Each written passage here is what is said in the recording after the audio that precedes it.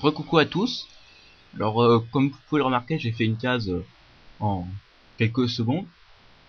Enfin, ouais, j'exagère, en quelques minutes. Bon, bah, pour faire une petite transition. Alors, je vais vous montrer quelques petits points de détail. Alors, tout d'abord, vous voyez, regardez bien le sprite, là et là.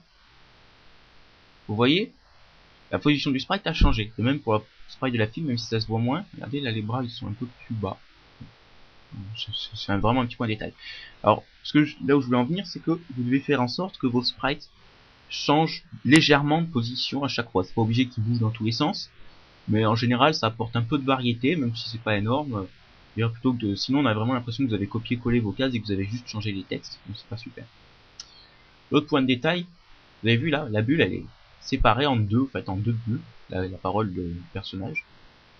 La construction, alors c'est simple, voilà, vous faites les bulles, vous faites les deux bulles, vous les collez l'une en dessus de l'autre, et alors après voilà, vous partez, vous faites un trait blanc avec la ligne, et ensuite vous faites un deuxième trait blanc avec la ligne, puis ensuite vous faites des traits noirs qui les encadrent, et après là vous voyez, j'ai enlevé ces petits pixels là, parce que comme vous pouvez le remarquer là, quand on regarde de loin, ça rend quand même un peu plus fluide, on va dire, la case. Bon, c'est pas grand chose. Voilà, donc là j'ai voulu faire une petite case de transition, parce que bon, je vais finir mon petit gag. C'est assez facile de dire ça, alors que c'est un peu nul ce que je fais, mais bon. Aujourd'hui,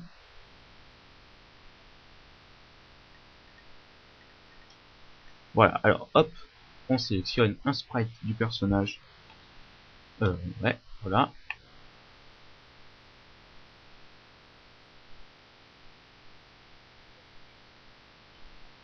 Voilà, alors là par contre je vais laisser la vide, parce qu'en fait je vais faire en sorte, comme si ce personnage là menaçait d'agresser l'autre personnage. Donc pour ça je vais devoir utiliser un effet photofiltre. Alors vous faites bien attention, hop, vous sélectionnez bien la case. Bon, vous pouvez même sélectionner un peu de blanc autour, ça gêne pas. Alors si vous n'avez pas photofiltre, je vous recommande de le prendre, c'est un logiciel, vous pouvez l'obtenir gratuitement, il est très pratique, très efficace. Hop, photofiltre. Pour récupérer quelque chose, vous faites coller en tant qu'image. Voilà, alors l'avantage du photofiltre, vous pouvez zoomer à 1600% et dézoomer jusqu'à 10%. Bon, c'est pas très utile, mais bon, personnellement je zoome toujours à 300%, ça permet d'avoir une vraiment bonne précision.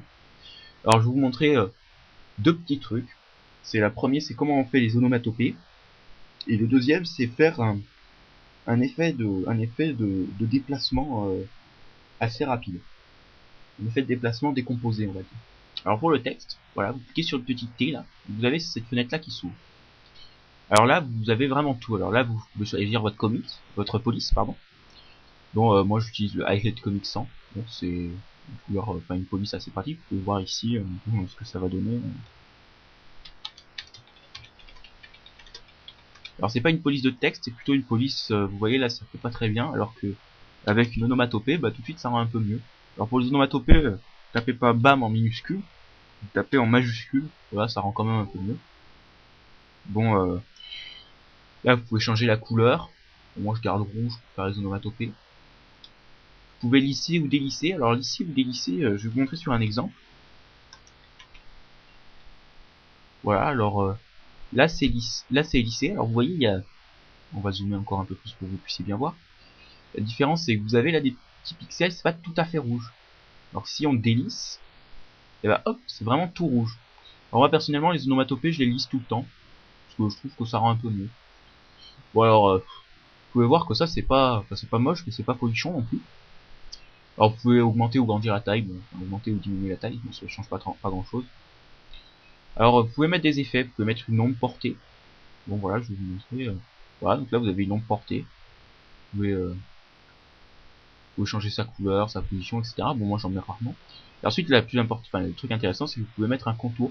Par exemple moi je mets en général un contour noir. Voilà, et donc là voilà, vous voyez j'ai une onomatopée avec un contour noir.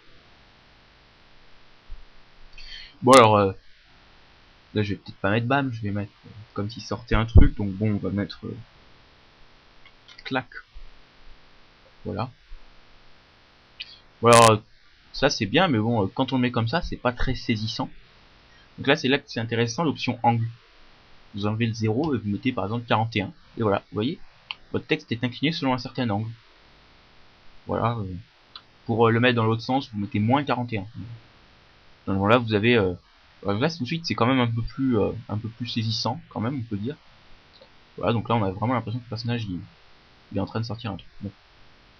Alors maintenant, on va faire l'autre personnage qui va essayer de fuir, enfin, qui va fuir. Bon, alors on va la faire en train de reculer en fait. Donc on va prendre plusieurs sprites, les uns à la suite des autres. Donc, hop, on prend celui-là par exemple, vous voyez. Alors ensuite vous faites édition, coller, ou clic droit coller, c'est pareil. Alors là vous allez dans les options de collage.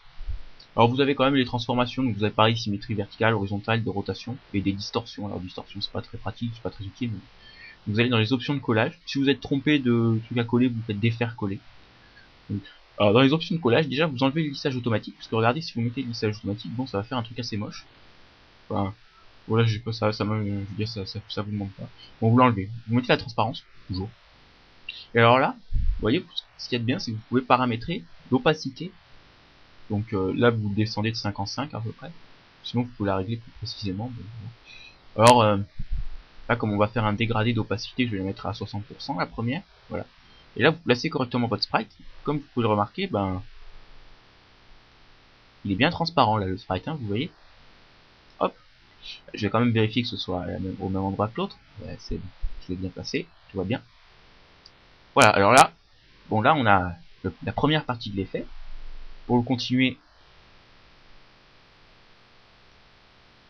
hop, vous sélectionnez un autre sprite.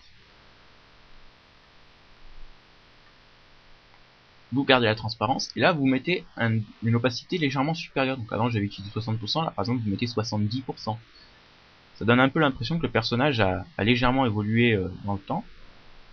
A légèrement avancé, c'est pas grand chose, mais bon c'est un genre de petits trucs, des petits bonus qui rend plutôt bien sur une planche. Bon.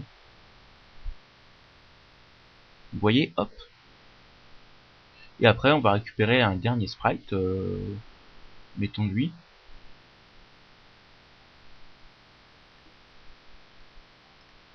Hop. Les options de collage, la transparence, et là vous laissez à la même opacité, donc en fait là vous pouvez aussi retourner sur Paint et coller. Moi je préfère quand même rester là-dessus, pour PhotoFix, c'est pas très compliqué on peut dire. Faut pas dire que ce soit compliqué. Hop, et voilà. Donc là je vais dézoomer pour vous montrer. Voilà, donc là on a vraiment l'impression que le personnage recule soudainement, comme s'il était menacé. Vous voyez, donc là c'est un gros avantage de photofiltre. Alors pour virer la planche de photofiltre, pour récupérer de photofiltre, vous faites copier. Là vous enlevez celle-ci, puisque bon, c'était qu'un brouillon. Vous préparez à bien placer votre case et vous collez. Voilà, donc là pareil, vous laissez passer correctement vos 3 pixels. Et voilà, et là vous avez votre nouvelle case avec un effet photofiltre. Bon après vous pouvez fermer photofiltre, donc pour ça bah, il y a la croix rouge en haut à droite, là, je vous montre pas ça. Et bon moi j'enregistre jamais les modifications que vous pouvez faire si ça vous amuse.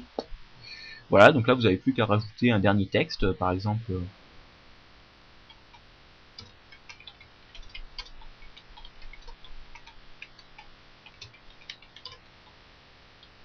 Alors de façon générale, évitez quand même d'écrire en majuscule, sauf quand votre personnage crie quoi. Donc là il crie.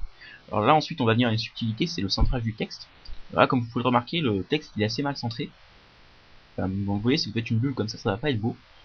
Donc en fait ce que vous pouvez faire simplement, c'est aller jusqu'à un certain endroit et aller à la ligne. Et après utiliser la barre espace pour bien centrer. Là vous voyez le texte, il est très bien centré. Là quand on va faire une bulle, là ça va être beau quoi. Alors avec certaines polices comme celle que j'utilise actuellement, faut réduire l'interligne. Donc pour ça vous sélectionnez une ligne et vous la descendez d'un ou deux pixels en général, ça suffit. Voilà, parce que sinon après la vue elle fait trop grosse. Alors quand vous faites quand vous faites un personnage qui crie, vous pouvez faire une bulle légèrement plus grosse que la moyenne. Voilà. Bon après voilà, vous la placez comme une bulle normale. Voilà. Hop. Voilà. Et donc là vous pouvez rajouter votre queue de bulle, voilà. C'est bien, c'est parfait, c'est beau. Et voilà. Et donc là, comme vous pouvez le remarquer, bon bah voilà, j'ai fini un espèce de un petit gag, bon, pas spécialement drôle, mais bon. c'est toujours ça. Donc comme vous pouvez le remarquer, je l'ai réalisé avec seulement Paint et un petit peu Photofiltre, qui est quand même un outil très utile dans le sens où il est simple à utiliser pour ce dont on se sert en sprite comic, et qui est gratuit, parce que The Gimp il est bien, mais il est plus difficile à prendre en main.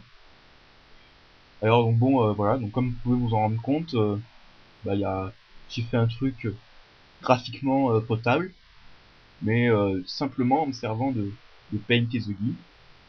Enfin, de Paint et de Photofiltre, excusez-moi, pas The Gimp, du coup, pas du tout The Gimp. Donc c'est bien la preuve qu'on peut faire des trucs très beaux avec Paint, et que justement GIMP n'est pas nécessaire pour faire un beau SC. Parce que bon, là c'est pas spécialement beau, mais au moins c'est tout à fait respectable comme graphiquement, je veux dire, y a aucun véritable défaut graphique. Alors n'oubliez pas quand même de bien réfléchir sur vos gags, là j'ai pas vraiment réfléchi. Donc un sprite comique, ça se fait quand même avec une idée.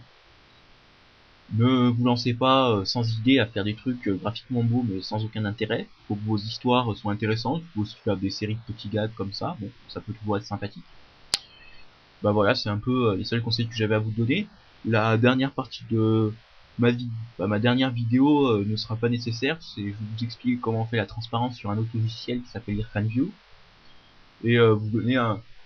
Bah voilà, donc elle est pas du tout, c'est pas nécessaire, mais bon, ça peut toujours vous être utile. Donc à la prochaine, et si vous arrêtez là, n'oubliez pas, respectez bien ces quelques consignes que je vous ai données, et vous devriez faire des trucs très beaux. Il vous faudra un peu d'habitude évidemment, simplement avec Paint et Photofiltre. Et n'oubliez pas de réfléchir avant de faire vos sprite comics, ne faites pas des gags pourris comme celui que je viens de faire. Bon ben, à la prochaine pour ceux qui regarderont la prochaine vidéo, et sinon, ben, bonne conception de SC.